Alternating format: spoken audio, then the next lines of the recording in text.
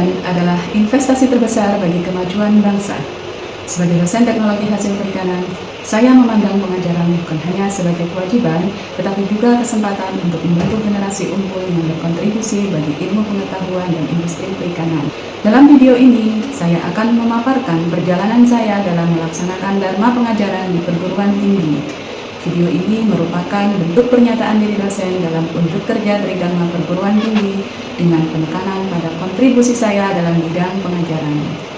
Saya, Iliatus Solihah MPD, mulai tahun 2016, saya mendedikasikan diri sebagai dosen di Universitas Yudharta Pasuruan. Selama saya menjadi dosen, saya mengampu beberapa mata kuliah, antara lain biokimia ikan, gizi ikani, fisiologi hewan air, vertebrata air, dan parasit dan penyakit ikan, serta beberapa mata kuliah lain dalam teknologi hasil perikanan seperti praktikum diversifikasi dan pengembangan produk perikanan. Selama 8 tahun mengajar, saya berkomitmen untuk memberikan pemahaman yang mendalam sekaligus aplikatif. Mata kuliah yang saya ampu yang akan saya sajikan di sini adalah mata kuliah biokimia ikan. Berikut akan saya sampaikan tentang deskripsi mata kuliah biokimia ikan. Mata kuliah ini membahas tentang aspek biokimia hasil perikanan, mencakup metabolisme protein, lemak, karbohidrat, reaksi pencoklatan pada pangan perikanan, serta berbagai perubahan biokimia pada hasil perikanan. CPL Prodi yang dibebankan pada MK ada 3, yaitu CPL 3, CPL 4, dan CPL 6. CPL 3 mampu menjelaskan permasalahan dalam pengelolaan sistem perikanan dan kelautan berkelanjutan, meliputi pemanfaatan sumber daya akuatik, sosial ekonomi, budidaya ikan, dan pengolahan hasil perikanan, serta pengelolaan ragam industri perikanan. CPL 4 mampu menjelaskan konsep teoritis secara mendalam, mencakup ilmu pengetahuan dan teknologi, penanganan pasca panen, pengolahan, pengembangan produk, mikrobiologi, bioteknologi, biokimia, pemanfaatan hasil samping atau limbah, keamanan produk, standarisasi produk hasil perikanan dan kelautan berbasis sumber daya hayati perairan. CPL 6 mampu menerapkan pemikiran logis, kritis, sistematis, kreatif, dan inovatif dengan memanfaatkan teknologi informasi untuk menghasilkan solusi sesuai bidang keahlian secara berintegritas yang diwujudkan dalam dokumen saintifik.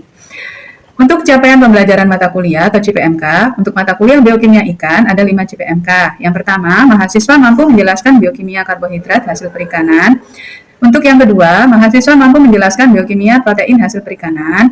CPMK 3, mahasiswa mampu menjelaskan biokimia lemak hasil perikanan. CPMK 4, mahasiswa mampu menjelaskan reaksi pencoklatan pada pangan perikanan. Dan CPMK 5, mahasiswa mampu menjelaskan perubahan biokimia ikan. Dari 5 CPMK tadi diturunkan menjadi 6 sub CPMK. Sub CPMK 1, mahasiswa mampu menjelaskan metabolisme karbohidrat dalam ikan serta peranannya terhadap perubahan mutu selama penyimpanan dan pengolahan. Sub CPMK 2, mahasiswa mampu menjelaskan metabolisme protein dalam jaringan ikan serta perubahannya selama penanganan dan pengolahan hasil perikanan. Sub CPMK 3, mahasiswa mampu menjelaskan metabolisme lemak dalam tubuh ikan serta reaksi oksidasi lemak yang mempengaruhi mutu hasil perikanan. Sub CPMK 4, mahasiswa mampu menjelaskan tentang mekanisme reaksi pencoklatan enzimatis dan non-enzimatis pada pangan perikanan serta pengaruhnya terhadap mutu sensori dan nutrisi. Sub CPMK 5, mahasiswa mampu menjelaskan tentang senyawa hasil degradasi biokimia berupa total volatile base, trimetilamina, dan histamin, serta keterkaitannya dengan penurunan mutu hasil perikanan. Sub CPMK 6, mahasiswa mampu menjelaskan tentang ketengikan dan perubahan warna ikan. Metode pembelajaran pada mata kuliah biokimia ikan adalah ceramah dan diskusi, kemudian studi kasus, dan praktikum, serta presentasi dan diskusi hasil dari analisis studi kasus yang telah dilakukan. Nah, untuk perhitungan nilai akhir mata kuliah biokimia ikan, di sini dihitung berdasarkan persentase berikut. Untuk tugas, di sini persentasenya 40% karena ada hasil analisis studi kasus, kemudian ada laporan praktikum untuk praktikum ekstraksi albumin dari ikan gabus dan praktikum ekstraksi lemak dari ikan. Nah, kemudian ada juga tugas analisis kritis artikel untuk topik karbohidrat dan perubahan biokimia yaitu ketengikan dan perubahan warna pada ikan. Nah, untuk yang keterlibatan aktif mahasiswa di sini persentasenya sebanyak 20%, kemudian UTS dan UAS masing-masing 20%. Di sini persentase dari tugas itu lebih besar daripada persentase yang lain karena di sini merupakan penilaiannya lebih banyak ke proses pembelajaran. Ini adalah RPS dari mata kuliah biokimia ikan ya. Di sini MWP 07112 dengan bobot 3 SKS. Jadi setelah identitas mata kuliah di sini ada JPL Prodi yang dibebankan pada MK. Ini ada 3 seperti tadi yang sudah saya sampaikan, yaitu JPL 3, JPL 4, dan JPL 6. Kemudian mata kuliah biokimia ikan di sini memiliki 5 JPMK dan 6 sub JPMK. Dan ini adalah korelasi JPMK terhadap sub JPMK-nya. Bahan kajian atau materi pembelajaran pada mata kuliah ini yaitu biokimia karbohidrat hasil perikanan, biokimia protein hasil perikanan, biokimia lemak hasil perikanan, kemudian reaksi pencoklatan pada pangan perikanan, dan perubahan biokimia ikan mencakup total volatile base, kemudian ada trimetilamina, histamin, keteng ikan, dan perubahan warna. Untuk pustaka yang digunakan di mata kuliah ini ada pustaka utama yaitu dari buku biokimia hasil pertanian ya di sini, di mana saya menjadi salah satu penulisnya. Kemudian ada lagi di sini yaitu dari artikel penelitian, beberapa artikel penelitian yang relevan terhadap mata kuliah biokimia ikan. Nah, salah satunya di sini ada dari hasil penelitian ya, pengaruh perbedaan perlakuan kematian, contohnya terhadap kesegaran ikan nila menggunakan metode TVP tadi, total volatile base, di Pak Wali, Desa Bakalan, Kecamatan Purwosari, Kabupaten Pasuruan.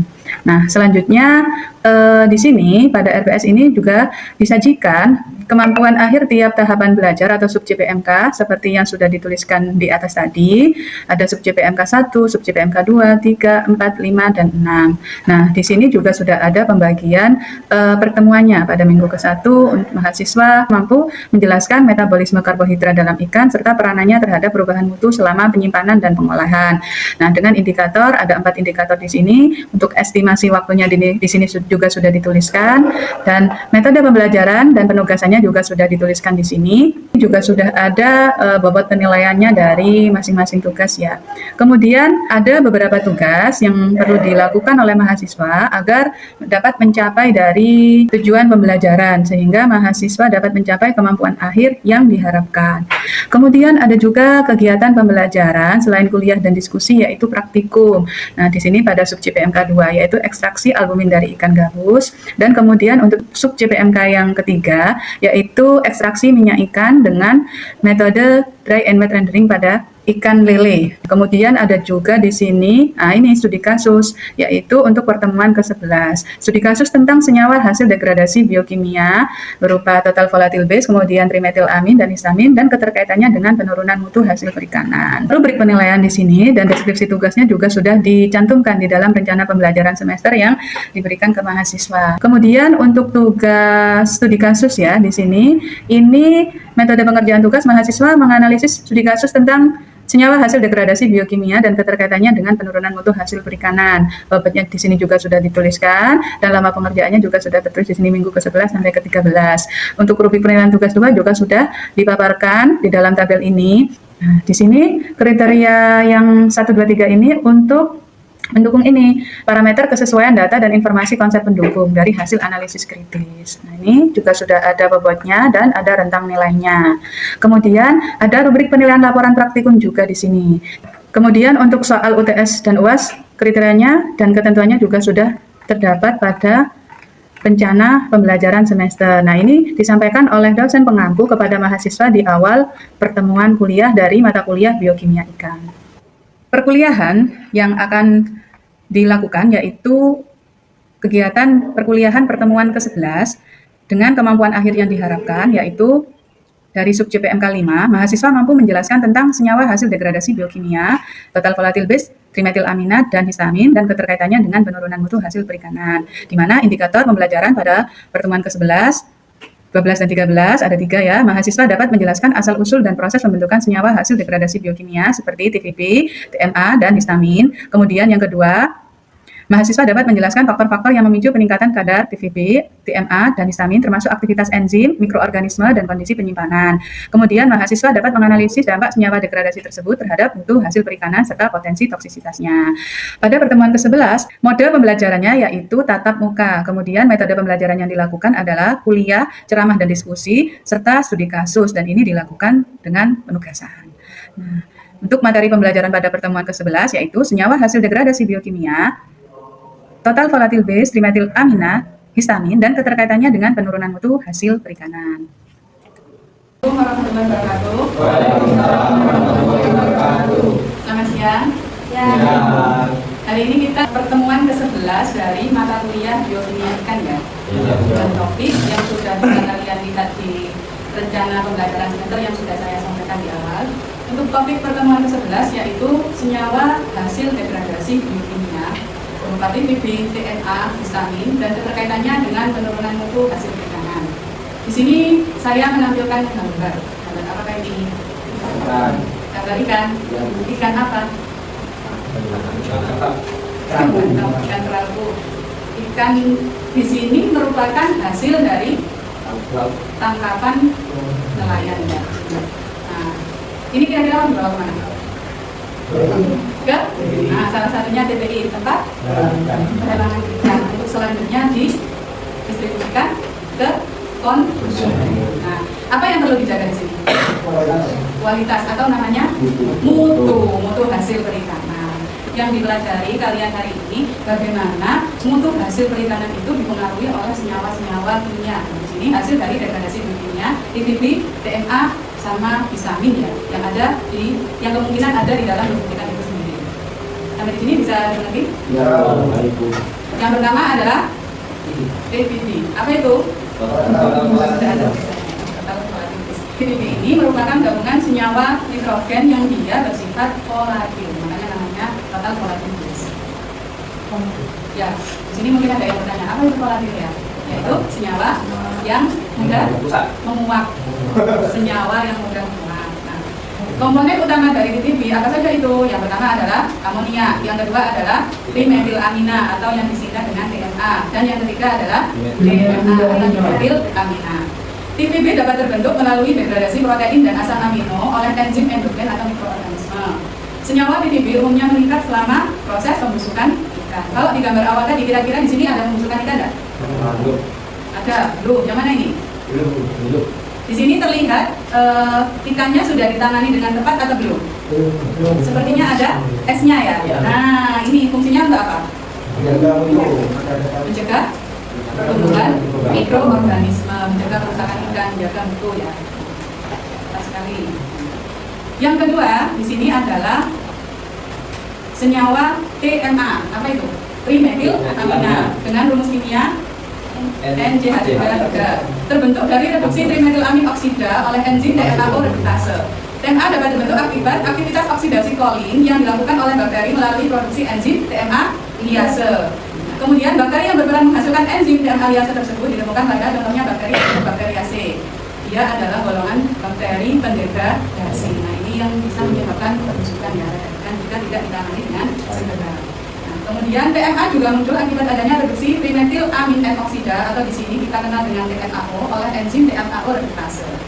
TMA memberi kesan bau amis pada ikan. Nah, kalau kalian tahu ikan identik dengan bau amis. Sekarang sudah tahu dari mana bau amis itu? Dari senyawa TMA. Senyawa TMA itu merupakan indikator dari apa tadi? Total volatil gas atau TPB. Nah, ini kan salah satu senyawanya. Ya, kok bisa ini? Karena tadi TMAO direduksi oleh enzim namanya apa? Enzim dari TMAO redutase. Reaksi biokimia yang dikatalis oleh enzim apa? Enzim TMAO redutase. Di reaksinya di situ sudah tertulis di sini ada senyawa TMAO, kemudian terjadi reaksi yang dikatalis oleh enzim apa tadi? TMAO redutase. TMAO menghasilkan senyawa TMA dan H2O. Seperti ini ya. Ini ada gambar apa ini? Ikan dan seorang laki-laki yang menutup hidungnya. Kira-kira karena apa? Nah, bau amis dari ikan.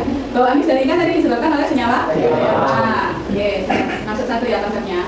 Keberadaan TMA pada produk ikan dapat diketahui dari adanya bau amis yang timbul setelah ikan dipanen atau didaratkan tadi ya kalau dari laut. Nah, apabila bau amis ini dibiarkan, maka produk ikan akan mengalami apa? Penurunan tingkat kesegaran sehingga daya belinya akan semakin banyak populasi bakteri pendegradasi, maka produksi TMA akan terus mengalami peningkatan. Artinya dia akan semakin apa? Bau. Ikan yang telah dipanen atau ditangkap dapat segera dilakukan penanganan melalui proses yang pertama pendinginan, kemudian bisa juga dengan pemberadaman atau dia segera diolah menjadi dipindang, ya, pemindaman, kemudian menjadi ikan asap melalui pengasapan dan bisa juga melalui teknik fermentasi. Kalau fermentasi berarti identik dengan bantuan mikroba seperti itu ya. Kemudian slide berikutnya, senyawa yang ketiga yaitu histamin. Histamin di sini merupakan senyawa aminan bioorganik yang bersifat toksik. Jadi senyawa histamin di atas saya beri gambar ya. Dibentuk melalui proses dekarboksilasi histidin yang ada di dalam tubuh ikan menjadi histamin yang dibantu atau dikatalis oleh enzim histidin dekarboksilase. Jadi ini ada senyawa histidin di dalam tubuhnya ikan, kemudian dia akan diubah menjadi senyawa histamin dengan bantuan enzim histidin dekarboksilase. Oke. Nah, bakteri yang melakukan proses dekarboksilasi histidin di atas antara lain apa saja? Bacillus subtilis, kemudian Lactobacillus, kemudian Pseudomonas, Aeromonas, dan Vibrio. Reaksi dekarboksilasi dapat terjadi selama proses pemanenan dan atau pendaratan ke pelabuhan. Proses transformasi atau pembentukan histamin dari histidin tadi terjadi seiring berjalannya proses penurunan mutu ikan. Jadi mulai dari fase pre-rigor hingga fase rigor mortis. Ini tidak asing ya bagi mahasiswa teknologi hasil perikanan. Banyak ditemukan pada ikan pelagis, antara lain ikan tuna, ikan makarel, dan tongkol. Histamin di sini sifatnya tidak berbau, tidak berasa, dan dia tidak rusak oleh pemanasan. Jadi meskipun dimasak, histaminnya itu masih tetap ada. Gitu. Nah, tetapi di sini bisa berpotensi menyebabkan keracunan histamin. Jadi ada gejala gitu. Nanti bisa berikutnya sudah saya tambahkan. Faktor-faktor yang mempengaruhi durasi ketiga fase tersebut, yaitu fase pre-rigor, rigor mortis, dan post-rigor, antara lain cara pemanenan dan penangkapan, kemudian cara penyimpanan dan pengolahan produk menjadi bahan makanan.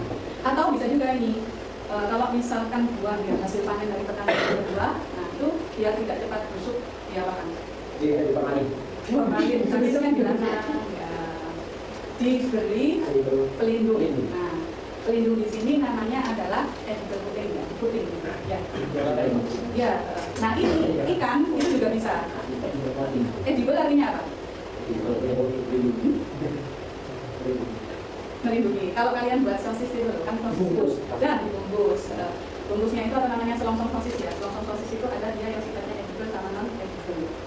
Pernah makan sosis merek K gitu ya. Nah itu selongsongnya gimana? Bisa dimakan. Itu artinya yang edible. Ya. Kalau yang sosis merek yang lain ada yang perlu dibuka, habis itu baru dimakan. Berarti selongsongnya tidak bisa dimakan. Nah jadi di sini puting di sini untuk ikan itu puting yang edible puting untuk menjaga mutu ikan selama kegiatan transportasi perlakuan pantai dingin selama proses pendaratan ikan dari kapal sampai nantinya dia sampai di tujuan akhir. Nah, contoh edible puting yang biasa digunakan ini sudah banyak penelitiannya yaitu dari kitosan. Kitosan itu yaitu kitosan apa? Kitosan itim. Nah ini juga dihasilkan dari hasil perikanan yaitu dari golongan ya lebak apa? Dari udang, betul ya, ragu-ragu. Udang atau dari golongan terus kasih ya, ini dia menghasilkan kitosan dan kitosannya ini bisa dia kan ada di kulit udang ya, dari limbah gitu ya, ini bisa dimanfaatkan untuk pembuatan edible pudding dan bisa dimanfaatkan untuk menjaga mutu ikan agar selama transportasi dan perlakuan pantai ini tidak mengalami penurunan mutu. Dan di sini ada yang ditanyakan. Selanjutnya dampak senyawa degradasi terhadap mutu. Yang pertama tadi ada PBB, kedua ada TMA, kemudian yang terakhir di sini yang ketiga histamin. PBB menyebabkan apa tadi? Bau busuk, bau amonia karena basicnya adalah dari protein ya ada N-nya. Nah, untuk teksturnya karena di sini mutu berarti selain bau itu juga tekstur, dia akan menjadi lembek atau pekat. Kalau banyak TMA-nya bagaimana mutunya? Dari baunya menjadi apa? Amis, menyengat. Nah, tapi kalau TMA di sini tidak terlalu mempengaruhi warna. Histamin. Nah, kalau histamin ini tidak terdeteksi secara sensorik, jadi tidak mempengaruhi mutu sensorik. Namun bersifat toksin, nah menimbulkan gejala ya pada yang jika konsumen atau manusia yang memakannya itu bukan histamin yang masuk yang dikonsumsi itu terlalu tinggi. Jadi di ikan itu histaminnya kadarnya tinggi, jadi dia konsumsi ya. Nah karena ada batas ambang untuk dikonsumsi manusia. Jadi misalkan karena apa itu ikannya itu banyak histaminnya karena penanganannya itu tidak baik. Kemudian ini dikonsumsi misalkan oleh saudara lebak ya. Wah, ternyata menimbulkan misalkan ruam merah begitu atau sakit tenggorokan. Kira-kira si lebak ini mau nggak beli ikan itu lagi? Nah, otomatis kan apa namanya? tidak mau. Apa menurunkan daya beli dari ikan itu, gitu ya. Selanjutnya di sini ada toksisitas. Nah, berarti di sini yang bersifat toksik yang mana? Yang histamin. Kalau yang DNA sama lipid tidak. Kalau histamin, nah ini bersifat toksik bisa menimbulkan keracunan jika melebihi batas ambang yang mampu diterima oleh tubuh manusia. Nah, ini contohnya yang keracunan histamin. Ya. Di sini tandanya apa? Ada merah di tangan. Disebabkan keracunan ini disebabkan oleh konsumsi spesies ikan yang mengandung asam aminohistidin dalam jumlah tinggi.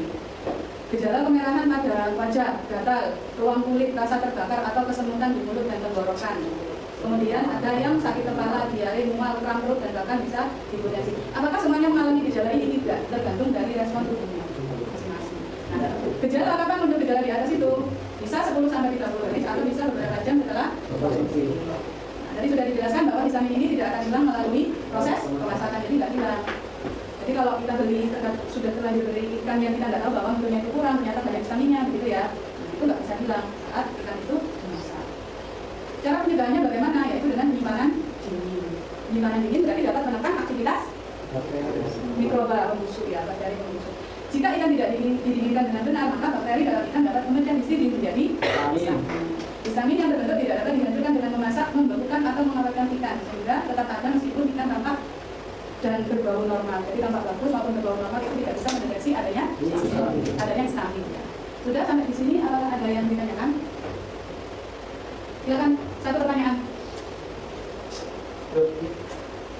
Silakan. Kalau tidak ada pertanyaan berarti saya yang bertanya. Ya. Silakan. Tapi tetap nanti ini ya ada pertanyaan. Bukan Mas Ibrahim, karena saya sudah bertanya. Silakan Mas Ibrahim. Saya terkait histamin. Ya. Terkait keracunan tadi. Apa semua ikan itu memiliki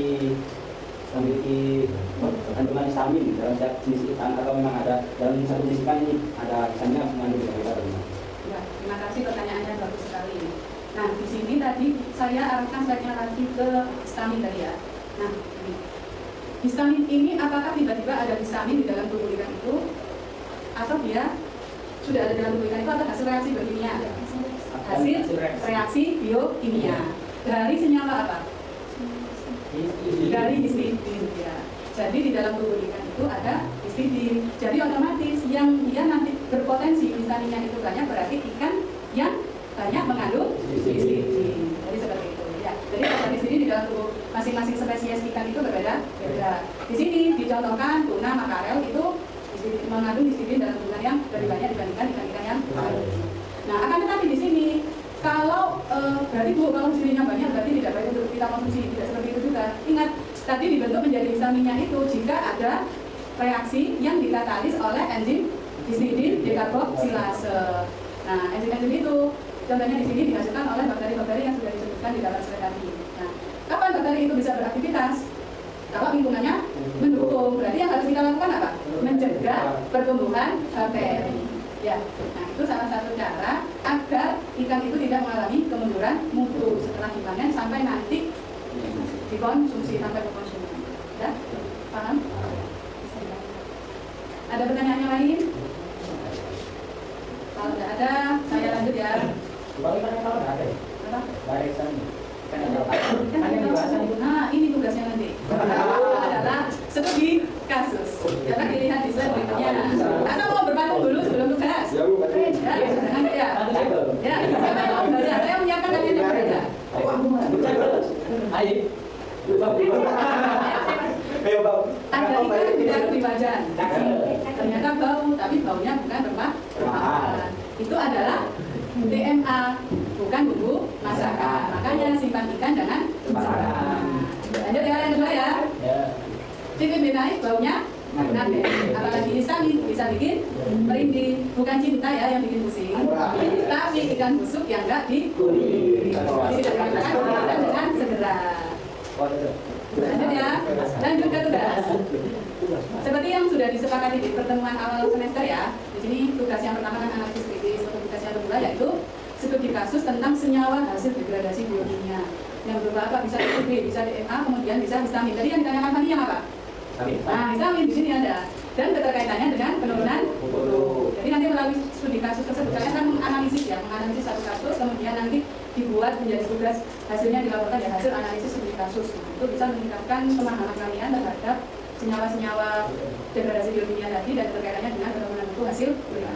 Nah, contoh ya di sini saya contohkan satu saja, yaitu dari artikel pengaruh perbedaan perlakuan kematian terhadap kesegaran ikan nila. Nah, ini ikan nila di mana?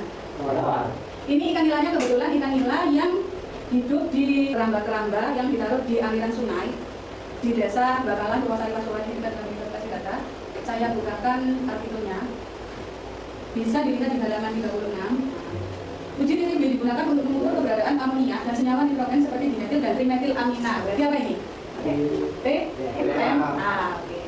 Yang dihasilkan dari degradasi protein pada ikan akibat aktivitas mikroorganisme yang merusak atau yang membusukkan ikan setelah kematian ikan tadi. Nah, di sini di hasil penelitiannya diketahui bahwa ada perbedaan yang nyata pada kesegaran ikan nila yang dipengaruhi oleh perlakuan kematian yang berbeda P1, P2, dan P3. Kita lihat di dalam tabel ya, tabel 3.1. Nah, di sini perlakuan P1 kematiannya dengan cara ikannya dibusuk. Kemudian setelah ikan mati, organ dalamnya atau saluran pencernaannya itu dibersihkan. Untuk yang kedua, ikannya ini cara kematiannya dengan cara dibiarkan. Jadi di sini ditulis mati menggelepar. Kemudian organnya dibersihkan juga. Untuk perlakuan yang ketiga, bagaimana? Ikannya dibiarkan mati menggelepar, tetapi tidak dibersihkan organ dalamnya. Saluran pencernanya di sini tidak dibersihkan. Nah, kita lihat hasil dari penelitian rata nilai TTB-nya. Yang pertama, untuk P1 berapa? 28,37 mgn per 100 gram. Yang kedua, 23,15 mgn per 100 gram. Yang ketiga, P3, 31,17. Nah, di sini dibandingkan dengan rentang kategori kadar TTB. Nah, yang pertama, jika hasil rata-ratanya nilai TTB-nya ada di 20-30, maka artinya ikan masih dapat dikonsumsi. Mana yang rentangannya antara 20-30, P1, P2, atau P3? P1 dan P2. Berarti untuk yang perlakuan 1 dan perlakuan di sini, artinya ikannya masih layak untuk dikonsumsi. Namun untuk perlakuan ketiga yang ikannya dibiarkan mati menggelepar dan dia tidak dibersihkan organ dalamnya ya. Nah, ini saat diuji TTB, ternyata dia lebih dari 30. Artinya di sini 31,17 lebih dari 30. Artinya ikan dinyatakan busuk dan tidak dapat dikonsumsi. Di bawah tabel itu juga sudah ada keterangan. Ada 4 kelompok tingkat kesegaran ikan berdasarkan nilai TTBN. Pertama, ikan sangat segar dengan kadarnya kadar TTB berapa? 10. Kurang dari 10. Kalau kurang dari 10 ini berarti sangat segar. Kedua, ikan dinyatakan segar jika nilai TTB-nya berapa? 10 sampai 20 mgn per 100 gram. Ketiga, ikan berada pada batas garis kesegaran yang masih dapat dikonsumsi kalau TTBN-nya berapa? 20 sampai 30 mg per 100 gram. Nah, ini tadi ya yang perlakuan 1 sama perlakuan 2. Pengumpulan tugas ya di sini, tugas dikumpulkan di LMS di pertemuan 11. Tugas pertemuan 11 bisa dicek di LMS kalian. Sudah saya buatkan dulunya ada tugas pertemuan 11. Paling lambat dikumpulkan sebelum pertemuan ke-13 karena pada pertemuan ke-13 akan dilakukan presentasi diskusi hasil analisis studi kasus yang telah dikumpulkan. Sampai di sini bisa dimengerti? Ada waktu berarti 1 mingguan ya, baru mengerjakan. Tapi dikumpulkan lebih cepat. Ya. Ada pertanyaan? Tidak ada. Alvin, ada pertanyaan? Ada